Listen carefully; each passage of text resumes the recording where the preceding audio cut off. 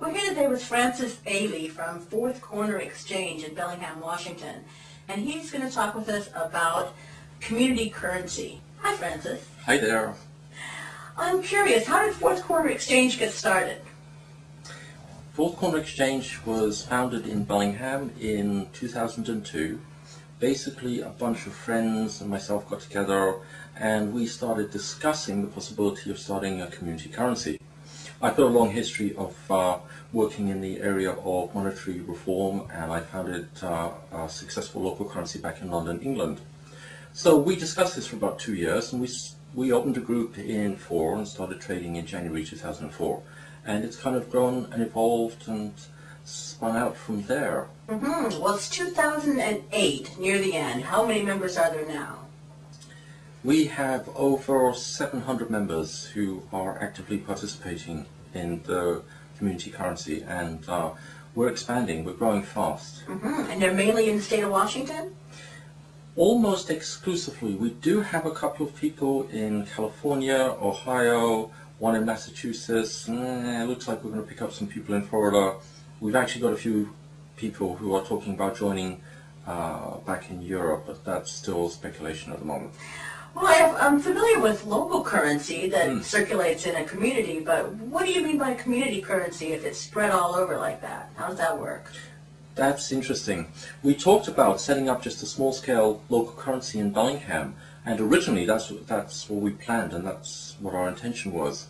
But as we discussed it more, we realized, we can do something better than the older style LET systems, local exchange trading systems, or the time dollar groups, the time banks, or green dollars, or a whole host of other small-scale local currencies that have been tried over the last 20-25 years.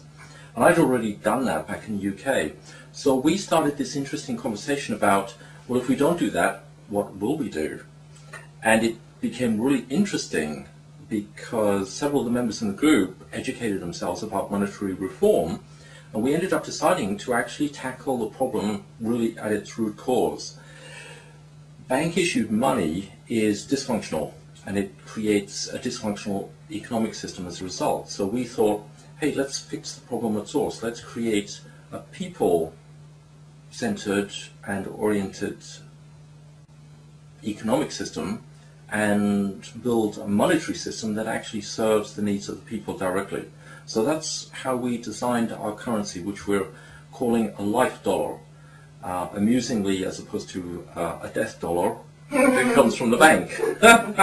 Because our currency supports community and supports all the life-giving activities.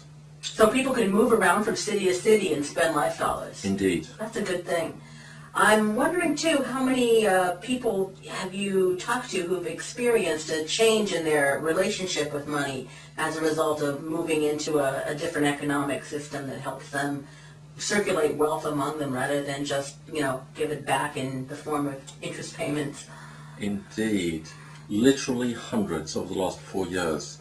It's the most consistent piece of positive feedback I get from the present membership. They love the way in which the currency supports their positive relationships in the community and rebuilds the community. So it's a completely different way of dealing with and thinking about and using money, and it's much more life-giving and positive. So you can do things in Fourth Corner Exchange that you couldn't possibly do in the mainstream economy. So many of the members end up doing lots of creative things that they'd love to do in the mainstream economy and get paid for, but no chance of doing that. And they can do that in Fourth Corner Exchange. So lots of positive feedback about building the community and how it's a much more creative solution to the monetary problem. Great.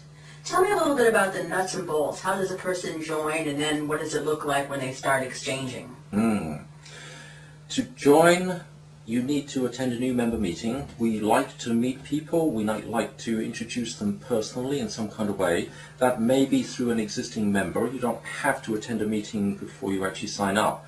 But we do like to kind of introduce people personally, either by having them attend a new member meeting or have them introduced by another member. That is always the best way, and that's the way most people find us. So you need to read the members agreement. It's a 2-page document. As legal contracts go, it's pretty small. You need to fill in the application form, and we have a yearly subscription fee which is $45 US. And once you've done all that, you mail it into our PO box and we'll open an account with you.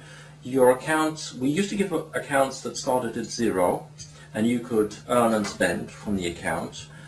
A live dollar is valued nominally at $10 US at the moment, but what it really is 1 hour of your time at a good living wage in your community, and that kind of varies a little bit from place to place.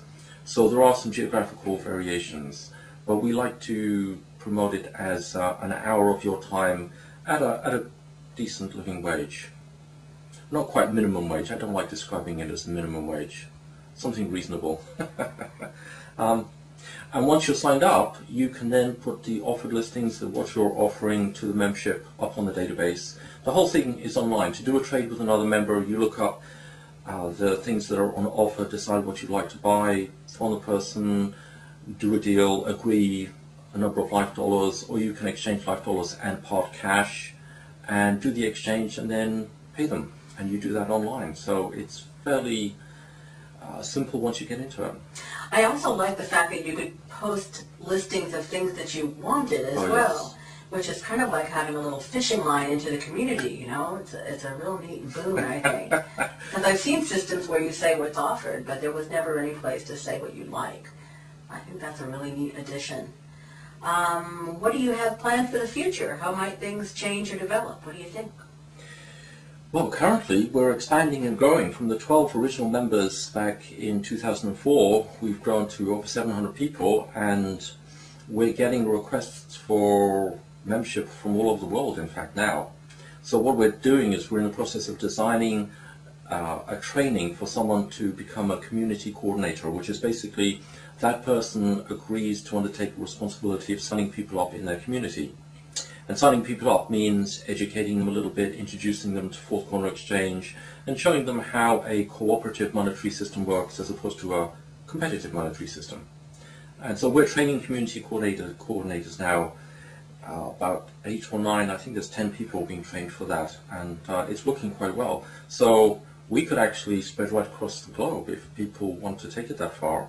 We've done no sales and marketing, we've not pushed this. It's not like we're desperate to expand or grow anything.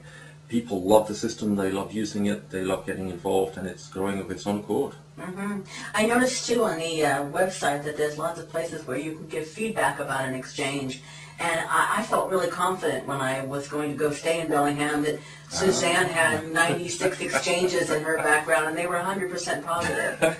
So that kind of feedback really gives you the sort of assurance that you're going to be trading with somebody who has ethics and morals and responsibility toward the system and toward their fellow community members. It certainly helps being able to phone other members who've traded with someone that maybe you've not met before and haven't traded with, and ask them what their experience was, and ask them about the quality of the goods and services that were provided, as well as looking online at the feedback. So you can give positive, neutral, and negative feedback, and you can leave comments for each exchange. And nobody's perfect. I've done quite a few trades now, and I don't have a perfect 100%. She's still got 100%. That's amazing. I'm impressed. I've got 98%, I think it is. So, yeah. Must have been a little late on a payment or something, huh? Oh, I don't know. I don't think you can please everybody all the time. Yeah, that's right. I was also wondering about whether or not there was some mechanism to pay people when there's no computer around, whether or not you can transfer something in, some sort of paper way. Good point. Yes, a couple of our members don't have access to the internet, they don't have computers even, so they can actually write checks. So as a member, you can print out your own personal checks. They have your name and your account number on it. And then you can write a check to another member, and those checks can be handed into the administration and processed.